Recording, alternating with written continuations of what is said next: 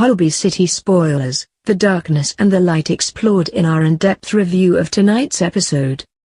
Our resident Holby City queen Sue Haasler gives the lowdown on the most recent episode in which Professor Gaskell's trials came under the microscope. There were some visits from Ethan Hardy and Essie de Lucca, and there was plenty of shouting in the shrubbery.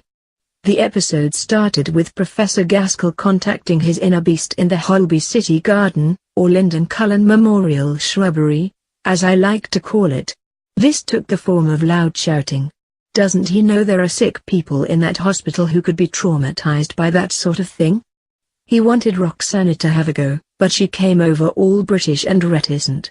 By the end, though, she was in the shrubbery shrieking her lungs out. In between, Roxanna had discovered a lot of things that we already knew about the professor's trial. Hicham, the Morocco patient, had died. Roxanna found out that the neo-conduit material that had been used on him and the other patients was contaminated with human cells, because the professor was getting it cheap from somewhere or other. She confronted the professor, telling him it was time to shut the trial down. His attitude was that it was just a tiny error, and the important thing now was to find out what it was that made some patients, including Jack, survive while others didn't. When they told Jack that Hicham had died, she said she didn't want to know any details. "I have a daughter and I have my work, both maddening and beautifully challenging," she said. "A month ago all I had was pain and more pain. To be pain-free is enough for Jack, for now."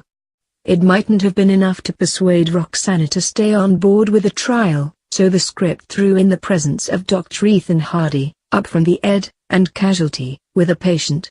Ethan has Huntington's disease, and we learned that he'd been considered for the professor's trial and rejected as unsuitable. Lucky him, you may say, but he didn't think so.